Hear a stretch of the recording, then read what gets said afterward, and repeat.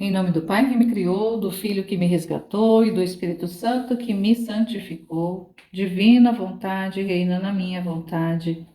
Ó minha mãe, eu te amo e tu me amas, dá-me um gole da divina vontade para minha alma. Me abençoa, Mãe, para que todas as minhas ações sejam feitas diante de vossos olhos maternais. Vinde, Espírito Santo, vinde por meio da poderosa intercessão do Imaculado Coração de Maria, vossa amadíssima esposa e nossa mãe. Amém. Ave Maria, cheia de graça, o Senhor é convosco. Bendita sois vós entre as mulheres e bendito o fruto do vosso ventre, Jesus. Santa Maria, Mãe de Deus, rogai por nós, pecadores, agora e na hora de nossa morte. Amém. Seja muito bem-vindo. Vamos continuando aqui com a leitura do Evangelho como me foi revelado, as visões de Maria Valtorta. Os catequeses de Jesus e de Maria, de Nossa Senhora, que vem esclarecendo muita coisa para nós, vem nos ensinando muita coisa.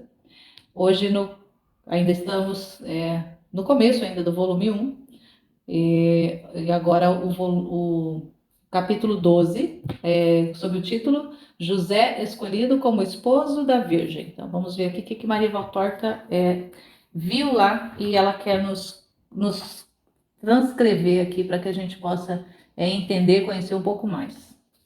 É uma visão do dia 4 de setembro de 1944. Vejo um rico salão lindamente pavimentado com cortinas, tapetes e móveis entalhados. Deve ainda ser também essa uma parte do templo, porque vejo sacerdotes, entre os quais Zacarias, e muitos homens de várias idades, ou seja, de 20 a 50 anos, mais ou menos. Eles estão falando animadamente uns com os outros em voz baixa. Parecem estar ansiosos por alguma coisa, que eu ainda não sei o que seja. Todos estão com roupas novas, ou pelo menos lavadas há pouco, como se estivessem preparados para uma festa. Muitos tiram o véu que lhes estava cobrindo a cabeça, mas outros ficaram cobertos, especialmente os anciãos. O jovem prefere ficar com as cabeças descobertas, uns ostentando suas cabeleiras loiro-escuras, outros as cor de amoras, alguns as bem escuras, e vejo uma de cor vermelho cobre. A maior parte dos jovens tem os cabelos cortados curtos, mas há também os de longas cabeleiras que descem até os ombros. Parece que eles não se conhecem uns aos outros, pois vejo como estão se observando mútua e curiosamente. Mas devem ser parentes entre si, porque pode-se notar que há um pensamento que está preocupando a todos. A um canto estou vendo José. Ele está falando com um velhinho ainda robusto. José deve ter seus 30 anos. É um belo homem de cabelos curtos e um tanto crespos, de cor castanho escuro, como sua barba e seu bigode, que formam um sombreado, pondo em relevo o queixo, subindo pelas faces, que são moreno-avermelhadas, não oliváceas, como costumam ser os homens morenos. Ele tem os olhos escuros, bons e profundos, muito sérios e parecendo até um pouco tristes. Mas, quando ele sorri, como está fazendo agora, seus olhos se tornam alegres e joviais.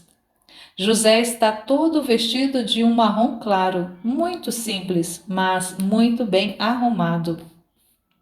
Agora entra um grupo de jovens levitas, colocando-se entre a porta e uma longa e estreita mesa, que fica perto da parede. A porta ao meio da mesa fica aberta. Somente uma das cortinas desce até 20 centímetros do solo, cobrindo o vão da porta. A curiosidade aumenta, e ainda mais quando uma mão afasta a cortina para dar passagem a um levita, que traz nos braços um feixe de ramos secos, sobre o qual foi colocado um ramo florido, com todo o cuidado. Em uma fina camada, as pétalas brancas das flores mal se recordam, de sua primeira cor rosada, que ainda se pode ver no centro, tornando-se, porém, mais clara. À medida que se aproxima das extremidades das delicadas pétalas, o levita coloca o feixe de ramos sobre a mesa, com muito cuidado para não estragar o milagre daquele ramo florido que está em meio aos tantos ramos secos. Um murmúrio passa pelo salão. Os pescoços se espicham, os olhares se tornam mais atentos. Até Zacarias, com os sacerdotes que estão perto da porta, está querendo ver, mas não consegue. José, no seu canto, dá apenas uma olhada no feixe de ramos e, quando o interlocutor lhe diz algo, faz um gesto de negação, como se estivesse dizendo impossível, e sorri. Ouve-se um toque de trombeta do outro lado da cortina. Todos se calam e se colocam em ordem com o rosto virado para a saída, que agora está completamente aberta, com a cortina deslizada pelas argolas. Entra o sumo pontífice rodeado por outros anciãos.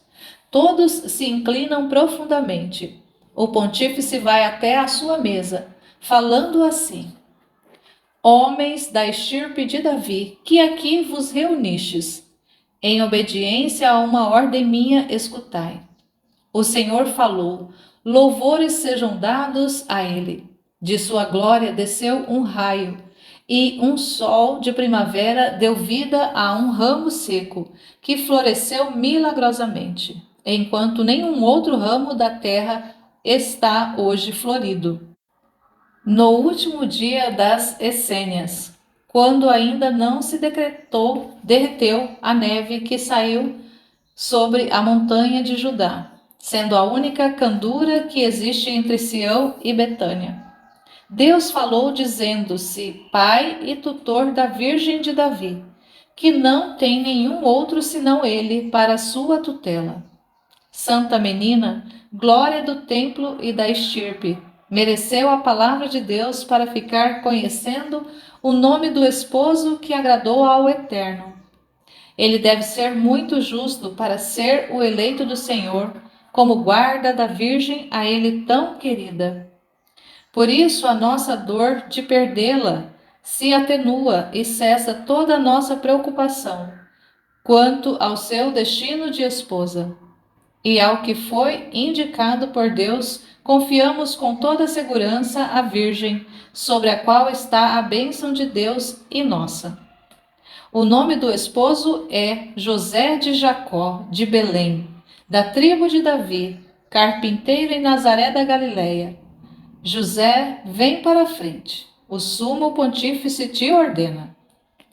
Grande murmúrio, cabeças que se viram, olhos e mãos que acenam, explosões de desilusão e expressões de alívio. Alguém, especialmente entre os velhos, deve ter ficado alegre por não ter tido esta sorte. José, muito vermelho e embaraçado, vai para a frente. Está agora diante da mesa, em frente ao pontífice, que saúda com reverência. Vinde todos e olhai o nome escrito sobre o ramo. Apanhe cada um o seu próprio ramo para que se prove que não houve fraude. Os homens obedecem. Olham para o ramo que está delicadamente seguro pelo sumo sacerdote. Apanha cada um seu próprio ramo, e uns o despedaçam, outros o conservam. Todos observam José, a quem olhe e se cale, e outros que se felicitam. O velhinho com quem José conversava antes diz: Eu não te havia dito, José? Quem menos se sente seguro é o que vence a partida. Agora todos já passaram. O sumo sacerdote entrega a José o ramo florido e depois põe-lhe a mão sobre o ombro, dizendo: A esposa que Deus te dá não é rica, tu bem a sabes, mas possui todas as virtudes. Procura ser sempre mais digno dela. Não há em Israel outra flor de tão rara beleza e pureza. Agora sai, todos vós ficando apenas José. Tu, Zacarias, como seu parente, conduz a esposa até aqui. Todos saem, menos o sumo sacerdote José. A cortina torna a ser baixada sobre a saída. José, todo humilde, está junto ao majestoso sacerdote. Há um momento de silêncio e depois o sacerdote lhe diz: Maria precisa dizer-te um voto seu. Procuras ajudar a timidez dela. Sejas bom para com ela. Porei a minha virilidade a seu serviço e nenhum sacrifício por ela me será pesado. Fica certo disso. Maria entra com Zacarias e Ana de Fanuel. Vem, Maria, diz o pontífice. Eis o esposo que Deus te destinou. É José de Nazaré. Voltarás, pois, para a tua cidade. Agora eu vos deixo. Deus vos dê a sua bênção. O Senhor vos guarde e abençoe, mostrando-vos a sua face e tendo sempre piedade de vós. Que ele volte para vós o seu rosto e vos dê a paz. Zacarias sai, acompanhando o pontífice. Ana se congratula com o esposo e depois também sai. Os dois noivos ficam um em frente ao outro. Maria, com o rosto vermelho, está de cabeça inclinada. José, também ruborizado, a observa, procurando as primeiras palavras para dizer. Finalmente, um sorriso ilumina-lhe o rosto. Ele diz: Eu te saúdo, Maria. Eu te vi menina de poucos dias. Era amigo de teu pai. E tenho um sobrinho, filho do meu irmão Alfeu, que era muito amigo de tua mãe. Seu pequeno amigo, que hoje não tem mais do que 18 anos. Agora, quando ainda não tinha nascido, era como um homenzinho e alegrava as horas tristes de tua mãe, que pequena, que o amava muito. Não, tu não o conheces, porque vieste para aqui ainda pequena. Mas em Nazaré todos te querem bem.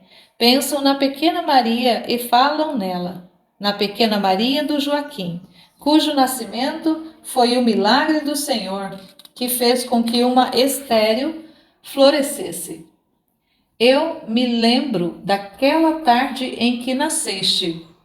Todos nós lembramos dela pelo prodígio acontecido de uma grande chuva que veio salvar os campos e de um violento temporal, no qual os raios não destroçaram nem mesmo um caule de érida selvagem, e que terminou com um arco-íris tão surpreendente que ninguém jamais viu outro maior, nem mais bonito.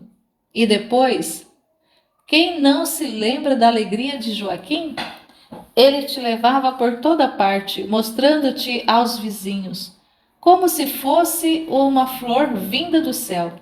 Ele te admirava e queria que todos te admirassem. O velho pai era feliz e morreu falando de sua Maria, tão bela, tão boa, e de suas palavras tão cheias de graça e sabedoria. Ele tinha razão de te admirar e de dizer que não existe outra mais bela do que tu. E tua mãe? Ela enchia com o seu canto o lugar onde era a tua casa, e parecia uma cotovia na primavera, quando te levava em suas entranhas, e mais tarde, quando te amamentava. Fui eu que fiz o teu berço, um bercinho todo entalhado, com rosas, porque assim a mãe tua quis. Talvez ela ainda esteja na casa que está fechada. Eu estou velho, Maria. Quando nascestes, eu já estava fazendo os meus primeiros trabalhos. Já fazia alguma coisa. Quem me teria dito que eu haveria de ter-te como esposa? Talvez os teus tivessem morrido mais alegres, pois eles eram meus amigos. Eu sepultei o teu pai, chorando com um coração sincero, porque ele foi para mim um bom mestre na vida.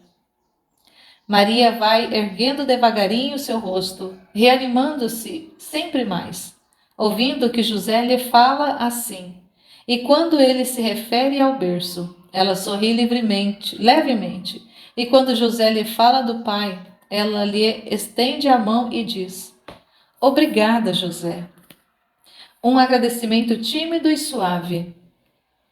José toma a mãozinha de Jasmim entre as suas mãos curtas e fortes de carpinteiro e a acaricia com um afeto que quer encorajar sempre mais. Talvez espere por outras palavras, mas Maria se cala de novo. Então é ele que retoma a palavra. A casa, como sabes, está intocada, menos naquela parte que foi demolida por ordem do cônsul, transformando um atalho numa estrada para as carruagens de Roma. Mas o campo está um pouco descuidado, aquela parte que ficou para ti, porque tu sabes, a doença do pai fez que se gastasse muito do que era teu. Já são mais de 3 primaveras que as árvores e as videiras não veem a tesoura do hortelão. A terra está inculta e dura, mas as árvores que te viram pequenina estão lá ainda, e se tu me permites, eu vou cuidar logo delas.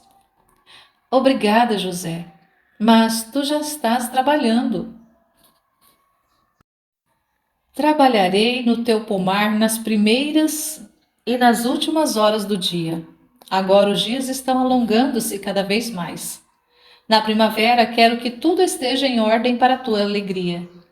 Olha, este é um ramo da amendoeira que está à frente da casa. Eu quis apanhar este. Há entradas por toda parte da sebe arruinada, mas agora eu a consertarei e a farei ficar mais forte e sólida. Eu quis apanhar este ramo, pensando que se fosse o escolhido. Não o esperava, porque sou narizeu e só obedeci por ser ordem do sacerdote, não por ser, não por desejar as núpcias. Como eu já ia dizendo, pensei que teria tido prazer em ter uma flor do teu jardim. Ei-la aqui, Maria.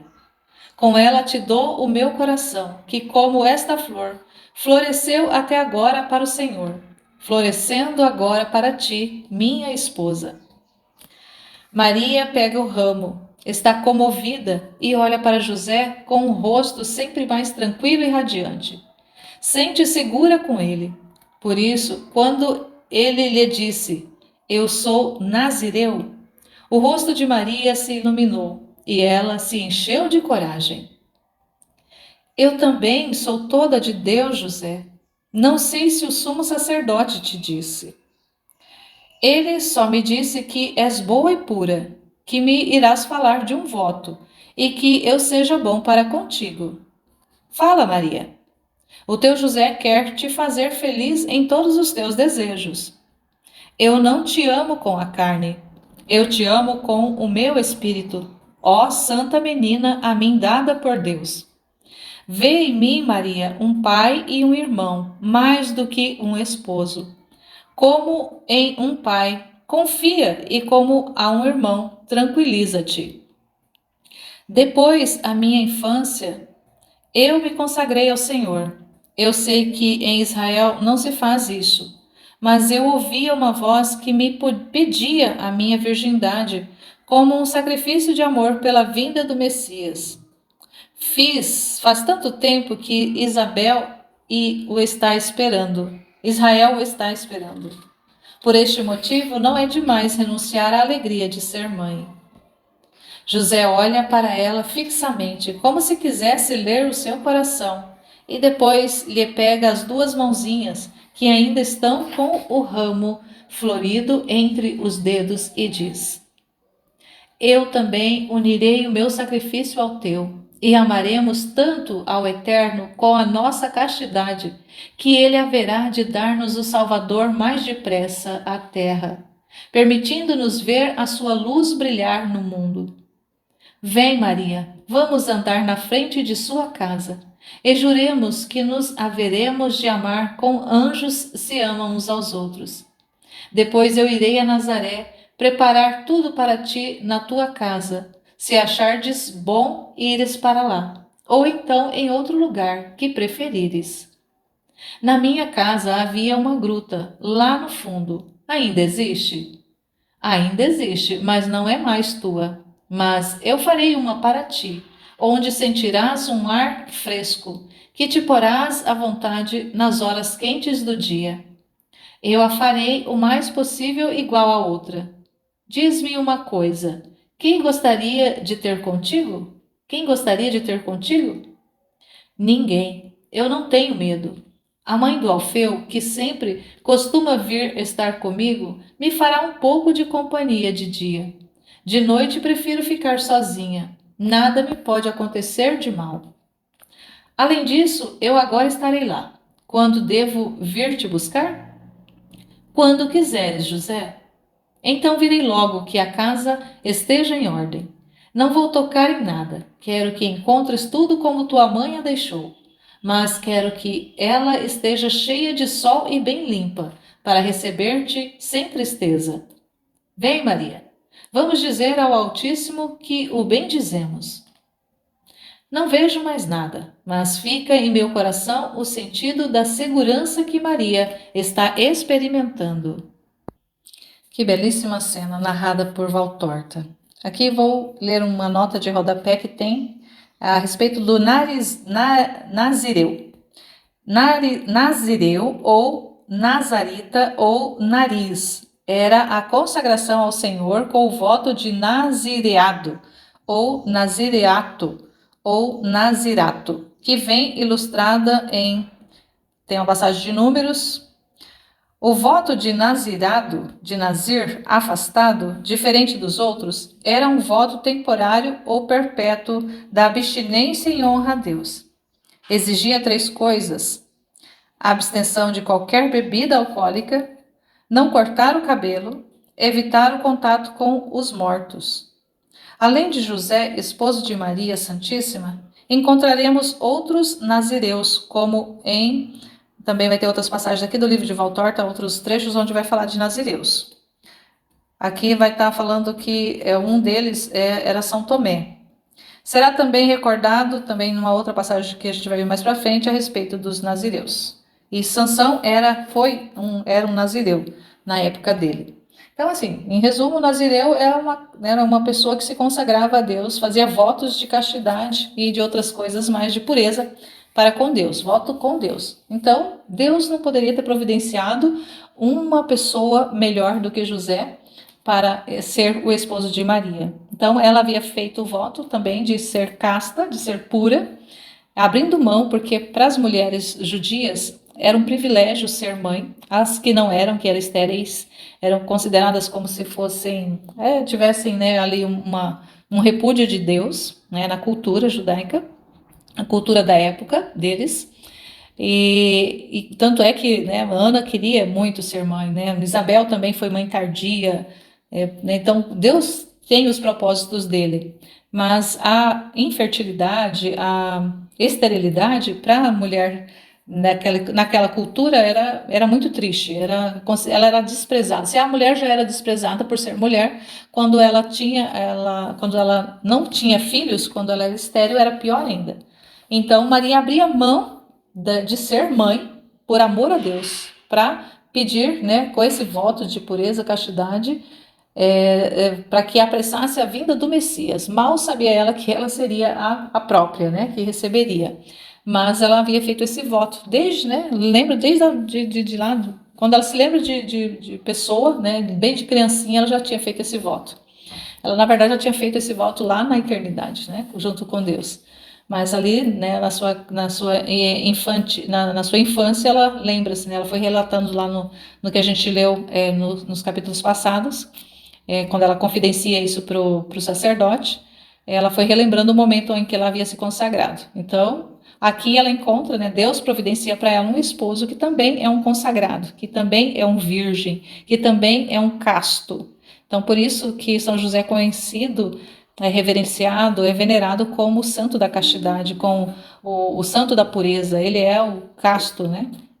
Ele é o casto. Então, uma casta casa-se com um casto. É ali uma união de pureza, um casamento de pureza mesmo. Para que acontecesse, para que o plano de Deus realmente fosse...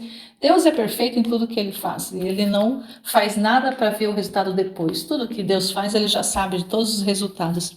E ele vai providenciando as coisas de acordo com o que ele quer. E vai dispondo as circunstâncias. E as criaturas têm, com a graça de Deus, né, vão correspondendo. E Maria correspondeu perfeitamente ao projeto, ao desígnio de Deus para a sua vida, que era mais do que um projeto de vida, era um projeto de eternidade, era um projeto de todo o gênero humano, era um projeto de salvação de todo o gênero humano. E José veio para selar esse projeto de Deus, de ser essa família de Nazaré, essa família pura, onde receberia ali o próprio Deus naquela família. Então, maravilhoso isso aqui. E nesse trecho não vem nenhum ensinamento. Nós vamos adentrar agora na narração do casamento, né, da Santíssima Virgem com José, que é instruído pela sabedoria para tornar-se o guardião do mistério, que é o capítulo 13 desse volume 1. Esse capítulo 13, ele foi feita a narração no dia 5 de setembro de 1944. Como está bela Maria entre suas amigas e mestras festivas, com as suas vestes de esposa. No meio delas está também Isabel, toda vestida com um linho alvíssimo, tão macio e fino, que parece seda preciosa. Um cinturão feito de ouro e prata, trabalhado a burril, e formado por medalhões presos a um outro por correntinhas. Cada medalhão é um bordado feito com fios de ouro, entremeados com os de prata, que o tempo já poliu. O cinturão cinge a fina cintura de Maria, e talvez porque ele fica muito folgado para ela, pois ela é ainda muito jovem. Está pendurado na frente com os 3 últimos medalhões da ponta, descendo por entre as pregas do vestido, que é bastante amplo, e que ela vai arrastando um pouco, por ser comprido demais. Nos pés tem sandálias feitas de uma pele muito branca, com fivelas de prata. Ao pescoço, o vestido está ajustado por meio de uma correntinha, com rosetas de ouro e filigramas de prata, que reproduzem em ponto pequeno a figura do cinturão e passa pelos ilhotes que estão no amplo decote, reunindo suas margens em várias dobras e formando um belo adorno. O pescoço de Maria sobressai daquela alvura cheia de dobras, com a beleza de um caule envolto em uma gaze preciosa, e parece ficar ainda mais delgado e branco. Um caule de lírio que termina no rosto lirial, que tornou-se ainda mais pálido e puro pela emoção. Um rosto de hóstia puríssima. Seus cabelos já não estão mais caídos sobre os ombros. Estão graciosamente dispostos em um laço com tranças, que alguns grampos de prata brunida, todos feitos em bordado de filigrana no ponto mais alto, conservam os cabelos em seu lugar. O véu materno está pousado sobre estas tranças e recai em graciosas dobras até debaixo da lâmina preciosa, que está cingindo a branquíssima fronte.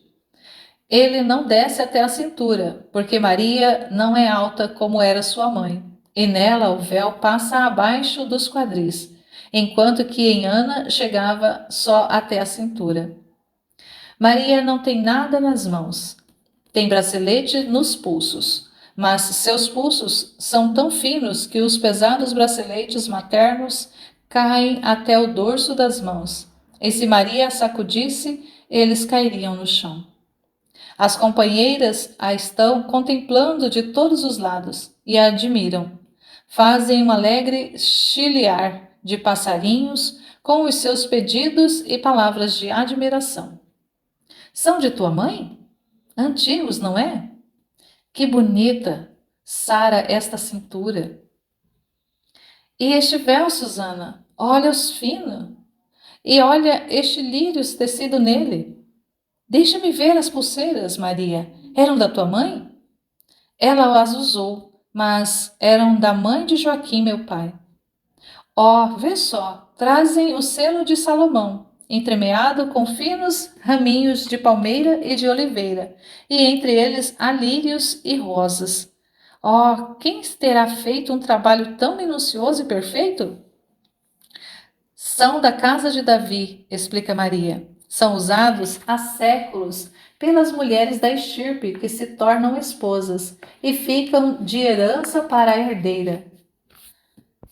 Certo, pois tu és uma filha herdeira. Trouxeram-te tudo de Nazaré? Não. Quando minha mãe morreu, minha prima levou um enxoval para sua casa, a fim de conservá-lo melhor. E agora o trouxe para mim. Onde está? Onde? Mostra-o às amigas. Maria não sabe como fazer. Ela gostaria de ser cortês, mas gostaria também de não ficar tirando do lugar todas as peças do vestuário, colocadas em 3 pesados baús. Em sua ajuda intervém uma mestra. O esposo está para chegar. Não é tempo de fazer confusão. Deixai-a estar quieta, que a estáis cansando, e ide também vós, preparar-vos. O enxame de tagarelas se afasta, um pouco amuado. Maria pode então ouvir em paz suas mestras, que lhe dizem palavras de louvor e de bênção. Isabel também se aproxima. E estando Maria comovida e chorando, porque Ana de Fanuel, beijando-a com um afeto verdadeiramente materno, a chamou de filha, Isabel lhe diz: Maria, tua mãe não está aqui. O espírito dela está exultante junto ao teu. E olha bem as coisas que tu estás usando, te fazem sentir as carícias dela de novo. Nelas pode sentir ainda o sabor dos beijos dela. Faz muitos anos, no dia em que vieste ao templo, ela me disse: preparai para ela as vestes e enxoval de esposa, porque quero ser sempre eu quem há de fiar os fios e fazer-lhe as vestes de esposa, para não estar ausente no dia da alegria dela. E sabes de mais uma coisa? Nos últimos tempos, quando eu a acompanhava, todas as tardes ela queria acariciar as tuas primeiras vestes e essas que estás agora vestindo, e dizia: aqui estou sentindo o cheiro de jasmim da minha pequenina, e aqui eu quero que ela sinta o beijo da sua mamãe. Quantos beijos ela deu neste véu, que te estás sombreando a fronte. Há nele mais beijos do que fios. E quando vestirdes as roupas por ela tecidas, pensa um pouco que mais do que os fios, o que as formou foi o amor de sua mãe. E daquelas colares, mesmo em horas penosas, elas foram guardadas por teu pai para ti, a fim de tornar-te bela como há de ser uma princesa do sangue de Davi, nesta hora. Alegra-te, pois, Maria, porque não estás órfão. Os teus os teus estão contigo, e tens um esposo que para ti é pai e mãe, de tão perfeito que é. Oh, sim, é verdade. É certo que dele não posso queixar-me. Em menos de 2 meses veio 2 vezes, e hoje vem pela terceira, desfiando chuva e ventania, para vir ouvir as minhas ordens. Pensa só, as minhas ordens. Eu que sou uma pobre mulher, e bem mais nova do que ele. Ele nunca me negou nada. Pelo contrário, nem espera que eu lhe peça. Parece que um anjo lhe diz o que eu desejo e ele o diz, antes que eu fale. Na última vez ele disse: Maria, acho que preferes estar na casa de teus pais. Porque uma vez que és filha herdeira, tu podes fazer isso, quando o desejares. Eu irei para a tua casa, só para guardar a cerimônia. Irás ficar 1 semana na casa do Alfeu, meu irmão. Maria já te ama muito. E na tarde das núpcias partirá de lá o cortejo, que te acompanhará até a tua casa. Não é ser gentil? não se importou nem mesmo que ele podia estar fazendo com que o povo ficasse falando que ele nem tem uma casa que me agrade. Para mim, só será sempre bem aceita uma casa, se ele estiver nela, pois ele é tão bom. Mas, com certeza, prefiro, na verdade, a minha casa, por causa das lembranças. Oh, como José é bom! Que é que ele falou do teu voto? Ainda não me disseste nada, mas não fez nenhuma oposição. Pelo contrário, ao saber de minhas razões, disse: eu vou unir o meu sacrifício ao teu. É um jovem santo, diz Ana de Fanuel. A essa altura, o jovem santo vem entrando acompanhado por Zacarias. Está literalmente esplêndido, todo em amarelo ouro, e até parece tratar-se de algum soberano do Oriente. Um esplêndido cinturão segura por baixo a bolsa e o punhal. A bolsa feita de marroquim, bordado em ouro, e o punhal numa bainha também de marroquim, com frisos de ouro. Tem na cabeça um turbante que é a cobertura de costume, como se vê ainda em certos povos da África, como os beduínos, preso por um cordão precioso, em tênue fio de ouro, ao qual estão atados pequenos maços de mirto. Ele está como um manto novo, cheio de franjas, o que lhe dá um ar majestoso, e está fulgurante de alegria. Nas mãos traz ainda pequenos maços de mirto florido. A paz esteja contigo, minha esposa, ele saúda. A paz esteja com todos. E depois de ter recebido a saudação de resposta, diz: eu ouvi a tua alegria no dia em que te dei aquele ramo do teu jardim. Pensei agora em trazer-te mirto, apanhado perto da gruta de que tanto gostas. Queria trazer-te as rosas, já que estão abrindo as primeiras flores em frente à tua casa. Mas as rosas duram pouco e com tantos dias de viagem. Eu teria chegado aqui só com os espinhos. A ti, querida, só quero oferecer rosas, atapetando os caminhos de flores delicadas e perfumosas, para que sobre elas possas pôr os teus pés, para que não encontre nenhuma sujeira ou aspereza. Agradeço a ti, bom homem. Como conseguistes que ele chegasse até aqui tão viçoso e bonito? Eu amarrei um vaso na sela e dentro dele pus os ramos, com as flores ainda em botão. E pelo caminho as flores foram se abrindo, e aqui estão elas, Maria. Que a tua fronte se engrinalde de pureza, que é o símbolo da esposa, mas que nunca será igual à pureza que tens no coração. Isabel e as mestras enfeitam Maria com a pequena grinalda de flores que se formou, ao fixarem no lindo arco os ramalhetes cândidos de mirto, e vão entremeando pequenas rosas brancas que estão num vaso posto sobre um baú. Maria se esforça para apanhar o seu amplo manto branco e colocá-lo, puxado sobre os ombros, mas o esposo a precede no gesto e a ajuda a fixar, com duas fivelas de prata, o amplo manto no alto dos ombros. As mestras arrumam as dobras com arte e amor. Está tudo pronto. Enquanto estão esperando por algo que não sei o que seja, diz José. Ele fala aproximando-se um pouco de Maria. Eu estava pensando agora mesmo no teu voto. Eu já te disse que quero partilhar dele contigo. Mas quanto mais nisso penso, tanto mais vou compreendendo que não basta o nazireato temporário, ainda que seja renovado muitas vezes. Eu te compreendi, Maria. Eu ainda não mereço a palavra da luz, mas dela o murmúrio já está chegando aos meus ouvidos. É isto que está levando a entender o teu segredo, pelo menos em suas linhas mais expressivas. Eu sou um pobre ignorante, Maria. Sou um pobre operário. Não entendo de letras, nem possuo tesouros. mas aos teus pés quero pôr o meu tesouro, para sempre. A minha castidade absoluta, para poder ser digno de estar ao teu lado, ó Virgem de Deus.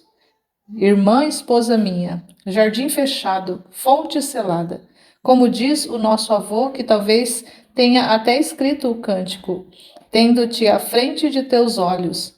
Eu serei o guardião deste jardim de aromas, no qual se encontram as mais finas frutas e do qual jorra uma nascente de água viva, com ímpeto suave.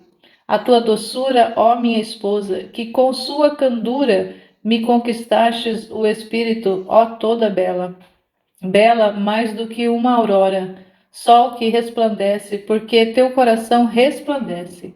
Ó toda cheia de amor, pelo teu Deus e pelo mundo ao qual queres dar o Salvador, com o teu sacrifício de mulher. Vem, amada minha. E a toma delicadamente pela mão, levando-a rumo à porta. Todos os outros os acompanham e do lado de fora se reúnem todas as companheiras da festa, todas de branco e com véus.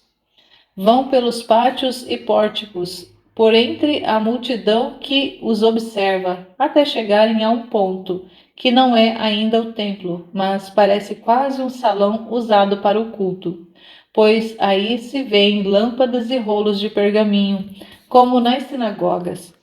Os dois esposos vão até a frente de uma estante semelhante a uma cátedra e lá se detêm. Os outros se colocam em ordem atrás deles. Ao fundo se aglomeram outros sacerdotes e os curiosos. O sumo sacerdote está entrando solenemente. Há um murmúrio entre os curiosos. É ele que vai celebrar o casamento? Sim, porque é de sangue real e sacerdotal. A esposa, flor de Davi, de Arão, é virgem no templo. O esposo é da tribo de Davi. O pontífice põe a mão direita da esposa na do esposo e os abençoa solenemente. Que o Deus de Abraão, de Isaque e de Jacó esteja convosco. Que ele vos una e que se realize em vós uma bênção, dando-vos ele a sua paz e uma numerosa descendência, uma vida longa e uma morte feliz no seio de Abraão. Depois ele se retira com a mesma solenidade que entrou. Fazem-se as promessas mútuas. Maria já é esposa de José.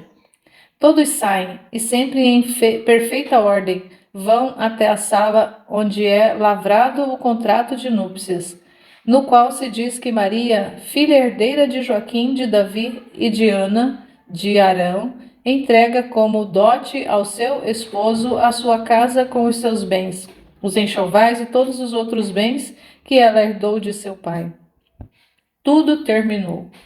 Os esposos saem para o pátio e o atravessam, indo para a saída, que fica perto do quarteirão das mulheres que trabalham no templo. Um carro de boi bem cômodo e pesado está à espera deles. Sobre o carro está estendido um toldo de proteção, onde se encontram também os pesados baús de Maria. Despedidas, beijos, lágrimas, bênçãos, conselhos, recomendações, e depois Maria sobe com Isabel, colocando-se no centro do carro. Na frente estão José e Zacarias. Já tiraram os mantos de festa e todos se envolveram num grande manto escuro. O carro parte ao trote pesado de um cavalo grande e escuro. Os muros do templo vão ficando longe, depois também os da cidade, e vão chegando os campos novos e verdejantes, cheios de flores dos primeiros dias da primavera, com as plantações já crescidas. Há um bom palmo do chão, mostrando suas folhinhas leves que a brisa ligeira formam ondas, parecendo esmeraldas, soltando um cheiro mesclado das flores, dos pessegueiros e das macieiras, junto com o cheiro de trevos e do poejo selvagem. Maria está chorando baixinho, debaixo do seu véu, e de vez em quando afasta a cortina do toldo para olhar mais uma vez o templo, que vai ficando sempre mais longe, e a cidade que ela está deixando para trás. A visão termina assim. Jesus diz: que é que diz o livro da sabedoria, cantando os louvores dela? Na sabedoria está, de fato, o espírito da inteligência, santo, único, múltiplice, sutil. E continua enumerando os dotes dela, para terminar o período com estas palavras: que tudo pode, tudo prevê, que compreende todos os espíritos, inteligentes, puro, sutil.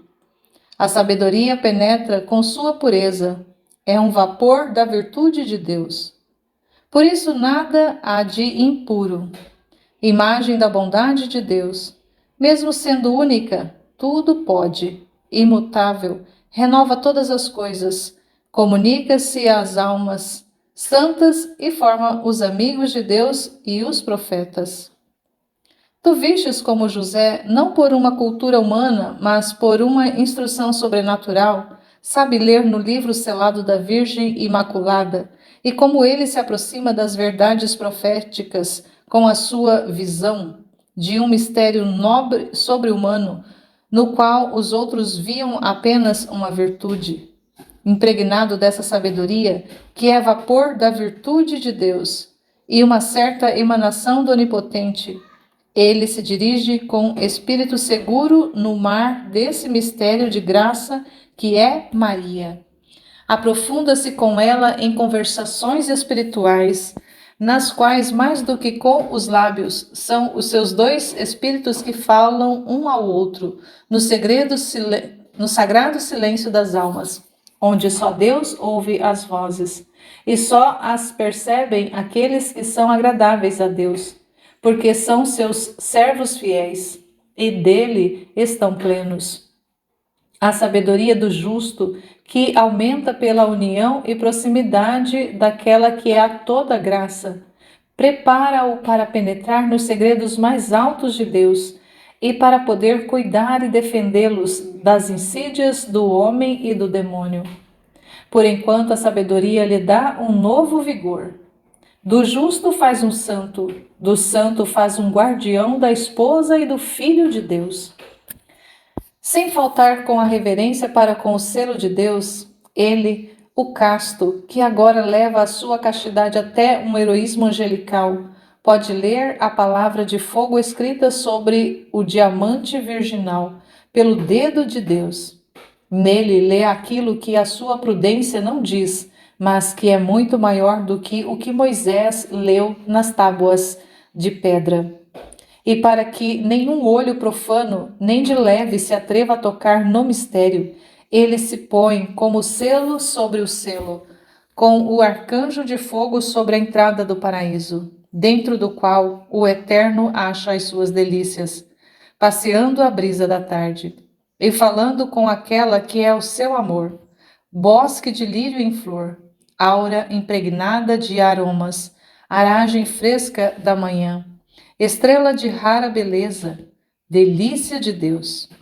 A nova Eva está lá, diante dele, não osso de seus ossos, nem carne de sua carne, mas companheira de sua vida, arca viva de Deus, a qual é recebida por ele de Deus, para que a guarde e a entregue a Deus, tão pura como quando a recebeu. Esposa de Deus, era o que estava escrito naquele livro místico de páginas imaculadas. E quando na hora da prova a suspeita assoviou para ele, para atormentá-lo, como homem e como servo de Deus, sofreu como nenhum outro, pela suspeita de ter havido um sacrilégio. Contudo, essa foi a prova que estava por vir. Por enquanto, neste tempo de graça, ele vê e se coloca ao serviço sincero de Deus. Depois virá a tempestade da provação, como para todos os santos, a fim de serem provados e transformados em cooperadores de Deus. O que se lê no Levítico: diz a Araão, teu irmão, que ele não entre em momento algum no santuário além do véu, diante do propiciatório, que está sobre a arca, porque eu apareço sobre o propiciatório em uma nuvem, e ele poderá morrer, se antes não tiver feito essas coisas. Oferecer um novilho pelo pecado e um carneiro em holocausto. Vestir a túnica de linho e com calças de linho cobrir sua nudez. Com efeito, José entra quando Deus quer e quando Deus quer no santuário de Deus, além do véu que encobre a arca, e sobre a qual paira o Espírito de Deus, e se oferece a si mesmo, oferecendo o cordeiro, holocausto pelo pecado do mundo e expiação por esse pecado.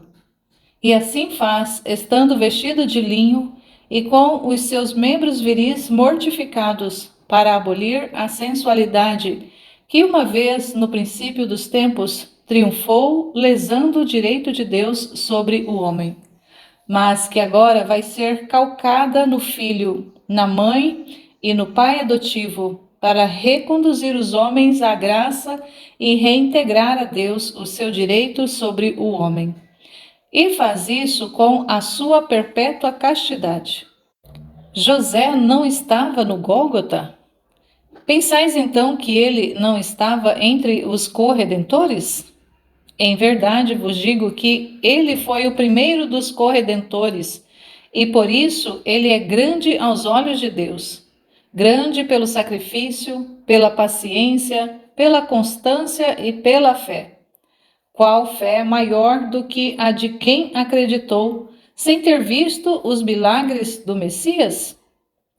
Louvor seja dado ao meu Pai adotivo, exemplo para vós naquilo que mais vos falta: pureza, fidelidade e amor perfeito. Ao magnífico leitor do livro selado, instruído pela sabedoria para saber compreender os mistérios da graça, e eleito para guardar a salvação do mundo contra as insídias de todos os inimigos. E assim encerra, com esse ensino, com essa catequese de Jesus, o capítulo 13, que trata do casamento, né, da Virgem com José, dos castos, dos esposos castos. E iniciando, né, o capítulo 14, cujo título é Os Esposos Chegam a Nazaré, onde a Valtorta teve essa visão no dia 6 de setembro de 1944. O céu muito azul de um fevereiro sereno se estende por sobre as colinas da Galileia. São amenas estas colinas que nesta fase da Virgem Menina eu ainda não tinha visto, mas que agora já são tão familiares aos meus olhos, como se eu tivesse nascido entre estas colinas. Na estrada mestra, agora a temperatura está agradável, por causa da chuva que parece ter caído na noite passada. Na estrada não há poeira, nem lama, está firme e limpa como uma rua da cidade, e vai se estendendo por entre duas sebes de espinheiro alvar, em flor. A neve que caiu veio trazendo dos bosques um cheiro levemente amargo, mas depois foi desfeita pelas singularidades aglomerações dos cactos, de folhas grossas e em forma de pequenas pás, todas rígidas e cheias de espinhos, ornadas com as grandes granadas, que são os seus estranhos frutos, nascidos sem pendúculos, mas saído diretamente das folhas, as quais, pela cor e pela forma, me fazem lembrar das profundezas do mar, dos bosques de coral e das medusas ou de outros bichos dos mares profundos. As sebes, cuja função é separar as várias propriedades estendidas em todas as direções, formando um esquisito desenho geométrico cheio de curvas e de ângulos de losangos, quadrados, semicírculos e triângulos, de grandezas e obtusidades incríveis. Um desenho todo borrifado de branco, como uma fita excêntrica estendida ao longo dos campos, como sinal de alegria e sobre a qual voam, piam e cantam centenas de passarinhos de toda espécie, na alegria do amor ou no trabalho de reconstrução de seus ninhos. Adiante das sebes estão os campos com os trigais jamais crescidos do que os dos campos da Judéia, prados já cobertos de flores. Como uma resposta à nuvenzinha que passam ligeiras pelo céu e que o pôr do sol, que tornou ou róseas ou de um lilás delicado, um roxo pervinca, um opálido azulado, um laranja coral. Assim também as centenas de nuvens vegetais, com suas árvores frutíferas, são brancas, róseas, vermelhas, em todas as nuances das cores branca, rosa e vermelha. Ao suave vento da tarde, as primeiras pétalas das árvores floridas borboleteiam pelo ar e vão caindo, parecendo enxames de pequenas borboletas, à procura do pólen sobre as flores dos campos. Entre uma árvore e outra, nos sarmentos das videiras ainda nuas, nas pontas onde o sol bate, as primeiras folhinhas vão se abrindo aos poucos, ingênuas, assombradas e palpitantes de vida. Plácido em seu ocaso, o sol está para sumir no horizonte, e o céu, já tão bonito em seu azul, torna-se de um azul mais claro, como os raios de sol, de luz. Lá longe está brilhando o branco das neves do Monte Hermon e de outros picos mais afastados. Um carro de boi está indo pela estrada. É o carro que leva José e Maria com seus primos. A viagem está chegando ao fim. Maria olha com aqueles olhos cheios de ansiedade de quem quer conhecer, ou melhor, reconhecer aquilo que ela já viu, mas de que não se lembra mais, e sorri quando alguma sombra de lembrança volta à sua memória e se detém como uma luz que mostra esta ou aquela coisa, este ou aquele ponto. Isabel, Zacarias e José ajudam Maria a se lembrar, mostrando uma elevação do terreno ou uma ou outra casa. Desta forma, Nazaré começa a despontar, estendida por cima das ondulações de uma colina.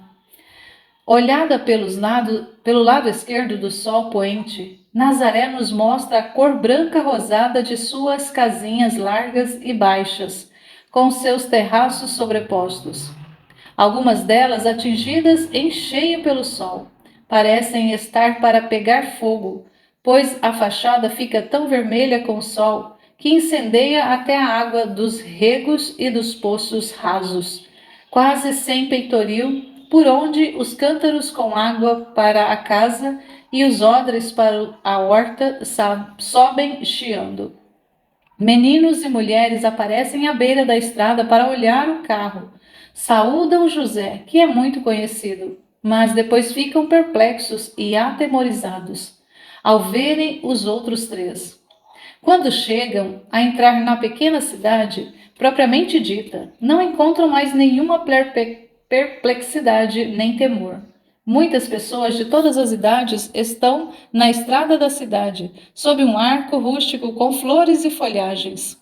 Mal o carro de boi aponta atrás do cotovelo formado pela última casa, construída enviesada. Ouve-se um trilhar de vozes agudas, acompanhado pelo rumor de ramos e flores agitados. São as mulheres e as crianças de Nazaré que saúdam os esposos. Os homens mais sisudos estão atrás da cerca viva dos cantores, saudando-os com moderação. O carro já foi descoberto, pois tiraram o toldo antes de chegarem à cidade, visto que o sol não mais incomoda. E Maria, assim, tem oportunidade de ver melhor a sua terra natal. Portanto, agora ela também aparece em sua beleza como uma flor, branca e loira como um anjo. Ela sorri com bondade para as crianças que lhe jogam flores e beijos, para as jovens de sua idade, que a chamam pelo nome, para as esposas, para as mães, para as velhas, que a abençoam cantando. Ela faz uma inclinação para os homens e especialmente para um que parece ser o rabino, ou a pessoa mais influente da cidade. Enquanto isso, o carro continua lentamente pela rua principal, acompanhado durante um bom tempo pela multidão, para a qual aquela chegada foi um agradável acontecimento.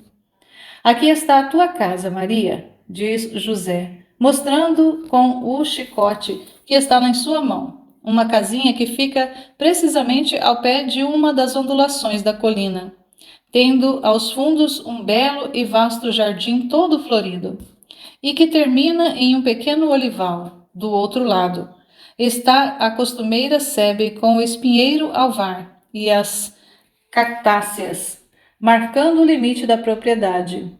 Os campos que antes pertenciam a Joaquim estão atrás da sebe. Como estás vendo, te restou pouca coisa, diz Zacarias.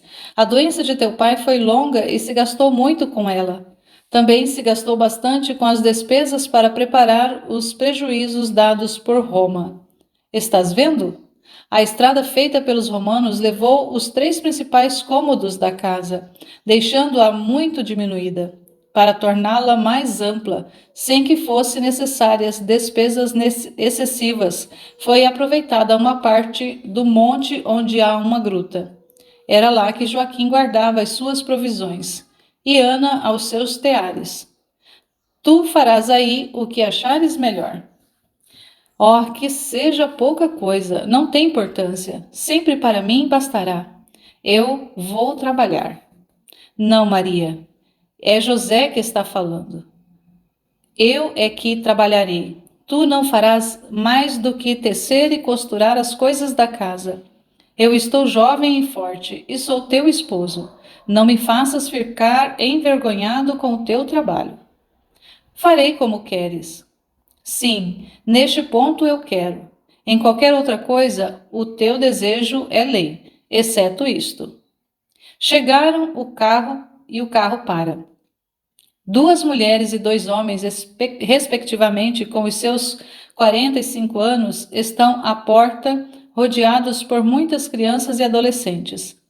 A paz de Deus esteja contigo, Maria, diz um homem mais velho, enquanto uma das mulheres se aproxima de Maria, a abraça e beija. É o meu irmão Alfeu e Maria, sua mulher, e estes são os filhos dele. Vieram de propósito para te fazerem festa e para te dizerem que a casa deles é tua, se quiseres, diz José. Sim, vem, Maria, se te for penoso ficar vivendo sozinha. O campo é belo na primavera e nossa casa fica no meio dos campos em flor. Entre as outras flores, tu serás a mais bela, diz Maria de Alfeu. Eu te agradeço, Maria. Eu iria de muito boa vontade. Irei em alguma oportunidade. Irei sem falta para as núpcias. Mas estou com tanto desejo de ver, de reconhecer a minha casa. Eu a deixei quando ainda era pequena e tinha perdido a sua lembrança. Agora eu a reencontro. Parece-me reencontrar minha mãe, que se foi, e o meu pai, com o eco de suas palavras e o perfume do seu último suspiro. Parece-me não estar mais órfão, porque o tenho de novo ao redor de mim, os abraços destas paredes. Compreende-me, Maria. Maria está um pouco com pranto na voz e nos olhos. Maria de Alfeu lhe responde: Como quiseres, querida. Quero que me consideres irmã e amiga, e também um pouco mãe, porque sou muito mais velha do que tu. A outra mulher vem para a frente. Maria, eu te saúdo. Sou Sara, amiga de tua mãe. Eu te vi nascer. Este é o Alfeu, sobrinho do Alfeu, e grande amigo de tua mãe. O que eu fiz por tua mãe, farei por ti, se quiseres. Estás vendo? A minha casa é a que está mais perto da tua, e a teus campos agora são nossos. Mas se quiseres vir, faze-o qualquer hora. Nós abriremos uma passagem na sebe e estaremos juntas, mesmo se estiver cada uma em sua casa. Este é o meu marido. Eu vos agradeço a todos e por tudo, por todo o bem que desejastes aos meus e desejais a mim. Que o Senhor Onipotente vos abençoe por isso. As caixas pesadas são descarregadas e levadas para casa. Entram. Agora eu reconheço a casinha de Nazaré como é vista, mais tarde na vida de Jesus Cristo. Como costume, José toma Maria pela mão para entrar na casa. Na entrada, ele lhe diz: Agora, na soleira desta porta, quero de ti uma promessa. Que qualquer coisa que te aconteça ou te suceda, não tenhas outro amigo, outra ajuda para o qual te voltes, a não ser José, e que por nenhum motivo tenhas que ficar te atormentando sozinha. Eu sou tudo para ti, lembra-te disso, e será minha alegria tornar feliz o teu caminho. Pois se a felicidade nem sempre depende de nosso poder, pelo menos nosso tornar-te esse caminho para ti calmo e seguro. Prometo, José. Abrem-se as portas e janelas. Os últimos raios de sol curiosos entram. A Maria tirou o manto e o véu, porque tendo, por enquanto, tirado só as flores de mirto, ainda está com as vestes das núpcias. Sai para o jardim florido e fica olhando, sorri e sempre segura pela mão de José. Dá uma volta pelo jardim. Parece estar tomando de novo posse de um lugar perdido. José fala aos seus trabalhos. Estás vendo? Aqui eu fiz esta cava para receber a água da chuva, pois estas videiras sempre sofrem com o calor. Eu cortei os ramos mais velhos desta oliveira para dar-lhe um novo vigor. Pus no lugar definitivo estas macieiras, porque duas delas já estavam mortas. Mais adiante plantei duas figueiras. Quando elas crescerem, protegerão a casa ao redor do sol e dos olhares dos curiosos. A armação da barreira é a antiga. Nada mais fiz do que mudar os mourões que estavam podres e trabalhar com a tesoura. Espero que esta barreira dê muita uva. E olha aqui, enquanto o leva, orgulhoso, para a encosta que se ergue atrás da casa, cercando o pomar do lado norte. Aqui escavei uma pequena gruta, reforçando-a para que quando estas plantinhas pegarem, fique quase igual àquela que tinhas. Falta a nascente, mas eu espero trazer até aqui um fio de água da nascente. Vou trabalhar nas longas tardes do verão, quando eu vier te ver.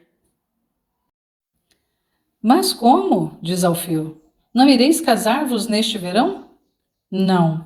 Maria quer fiar os tecidos de lã, as últimas coisas que estão faltando para o enxoval.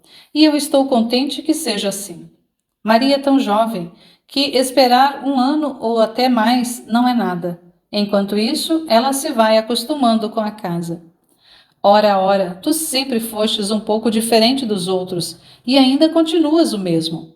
Não sei se poderia haver alguém que não tivesse pressa em ter por mulher uma flor como Maria. E tu ainda queres esperar meses? Alegria longamente esperada é a alegria mais intensamente gozada, responde José com um amável sorriso. O irmão encolhe os ombros e pergunta: E então, quando achas que sairá o casamento? Quando Maria fizer 16 anos, depois da festa dos tabernáculos. Assim serão doces as tardes de inverno para os novos esposos. E sorri outra vez, olhando para Maria. É um sorriso suave que faz parte de uma combinação secreta. Faz parte de uma castidade fraterna e consoladora. Depois José retorna ao seu passeio. Este é o quarto grande do lado do norte. Se achas bom, dele farei a minha oficina, quando vier aqui. Ele está perto da casa sem fazer parte dela. Assim não perturbarei ninguém, fazendo barulho ou desordem. Mas se quiseres de outro modo... Não, José, está muito bem assim. Tornam a entrar em casa e acendem as lâmpadas. Maria está cansada, diz José. Deixemo-la descansar com os primos. Todos se despedem. José fica ali ainda alguns minutos e fala com Zacarias em voz baixa. Teu primo deixa comigo Isabel por algum tempo. Estás contente? Eu sim, porque ela vai te ajudar, para que te tornes uma perfeita dona de casa. Com ela poderás pôr em ordem, como gostas, as tuas coisas e as tuas alfaias, e eu virei todas as tardes também para te ajudar. Com ela poderás ir comprar lã e o mais que for preciso. Eu responderei pela despesa. Lembra-te que prometestes me procurar para tudo. Adeus, Maria. Dorme o primeiro sono nesta tua casa, e ao anjo de Deus torne o teu sono tranquilo. O Senhor esteja sempre contigo. Adeus, José, que tu também estejas sob as asas do anjo de Deus. Obrigada, obrigada, José, por tudo. Na medida que eu puder, vou te dar, com o meu amor, uma compensação ao teu amor por mim. José saúda os primos e sai. E com isto cessa a visão. Então aqui cessa mais um capítulo, e nesse capítulo 14 é só a narração, não tem conversa, né? Não tem catequese, não tem ensino de Jesus. Então, para isso, já vou aqui entrar no capítulo 15 para encerrar aqui essa parte. O capítulo 15 é como conclusão do pré-evangelho. Então, essa primeira parte aqui termina esse pré-evangelho. Foi narrado, escrito pela Valtorta no dia 6 de setembro de 1944. E nesse aqui é Jesus que vem falando. Jesus diz: o ciclo terminou. E com este ciclo tão doce e suave, o teu Jesus te fez sair, sem sobressaltos, para fora do tumulto destes dias, como um menino enfaixado em lãs macias, colocado sobre fofas almofadas. Tu também fostes enfaixada por estas felizes visões, para que não sentisses nem terror, com terror a ferocidade dos homens, que se odeiam em vez de se amarem. Não poderias mais suportar certas coisas. Eu não quero que morras por causa delas, mas tomo conta da minha porta-voz. Está para terminar no mundo a causa pela qual as vítimas foram torturadas por todo tipo de desespero. Também para ti, Maria, cessa. Por isso, o tempo do tremendo sofrimento causado por razões tão diferentes do teu modo de entender. Não cessará o teu sofrimento, pois és vítima. Mas uma parte dele, sim, essa parte cessa. Depois chegará o dia em que eu te direi, como disse a Maria de Magdala, quando estava morrendo: repousa, agora é teu tempo de repousar. Dá-me teus espinhos, agora é tempo de rosas. Repousa e espera. Eu te abençoo, bendita. Isto eu te dizia, e era uma promessa que tu não chegastes a compreender, quando estava chegando o tempo em que terias ficado mergulhada, revolvida, acorrentada, repleta até o mais profundo do teu ser com espinhos. Eu te repito isto agora, com uma alegria que só o amor que eu sou é capaz de fazer experimentar, ao cessar uma dor de um filho querido. Isto eu te digo agora, quando cessa aquele tempo de sacrifício. Eu que sei, te digo, para o mundo que não sabe, para a Itália, para Viareggio, esta pequena aldeia a qual tu me levastes. Medita o sentido destas palavras. Medita no agradecimento que se deve ao holocausto, pelos sacrifícios dele. Quando eu te mostrei Cecília, a virgem esposa, te disse que ela se impregnou dos meus perfumes, arrastando o marido, o cunhado, os escravos, os parentes e amigos. Tu não sabes, mas eu que sei, te digo que fizestes a parte de Cecília neste mundo enlouquecido.